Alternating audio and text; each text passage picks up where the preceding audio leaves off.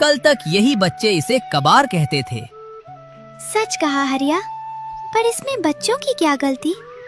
आजकल के जमाने में चमक धमक के पीछे सब भागते, पर रानू की सास यानी हमारी दादी माँ ने साबित कर दिया कि असली चमक सोने चांदी में नहीं, बल्कि उन झुर्रियों वाले अनुभवों में होती है जो उन्होंने पूरी उम्र में कमाए हैं।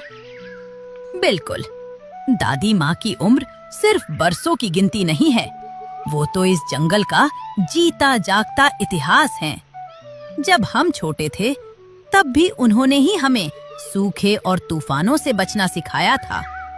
आज उनकी उम्र ढल गई है, पर उनकी बुद्धिमानी आज भी उतनी ही जवान है जितनी पहले थी।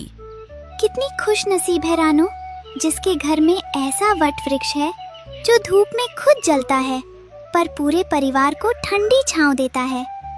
काश जंगल का हर बच्चा ये समझ पाए कि घर के बुजुर्ग वो ढाल हैं जिनसे टकराकर हर मुसीबत हार मान लेती है।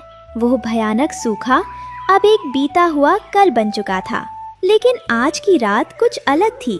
दादी माँ की आवाज आज बहुत धीमी थी, जैसे वे अपनी मंजिल के करीब पहुँच चुकी हों। दादी माँ रानू की गोद में सिर रखकर लेटी हैं। गुड़िया और कुकू उनके पंखों को सहला रहे हैं।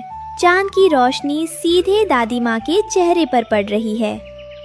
रानू, मेरे बच्चों, अब मेरा जाने का समय आ गया है। मैंने इस संदूक से तुम्हें रास्ता तो दिखा दिया, पर अब इस घर की असली रौनक तुम्हें बनाए रखनी है। कभी अपनी जड़ों को मत भूलना। नहीं दादी माँ, आप हमें छोड़कर नहीं जा सकती। अभी तो हमें आपसे और भी बहुत सी कहानियाँ सुननी है। मेरी कहानियाँ इस संदूक में और तुम्हारी यादों में हमेशा रहेंगी बेटा। जब भी रास्ता भटको, अपनी अंतरात्मा और बुजुर्गों की सीख को याद करना, वही असली रास्ता है। दादी माँ धीरे से अपनी आंखें बंद कर लेती है।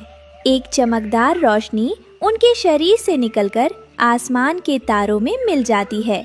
रानू और टुन्नू सिर झुकाकर खड़े हैं। चुप हो जाओ मेरे बच्चों, रोते नहीं। दादी माँ हमें छोड़कर कहीं नहीं गई हैं। देखो ऊपर आसमान में वो जो सबसे चमकता हुआ तारा दिख रहा है ना, वो अब वहीं से हमें देख रही हैं। दादी माँ का शरीर तो शांत हो गया, पर उनकी दी हुई सीख उस झरने की तरह बहती रही। उन्होंने मरते मरते भी परिवार को एकता और संस्कारों का वो पाठ पढ़ाया जो कभी खत्म नहीं हो सकता।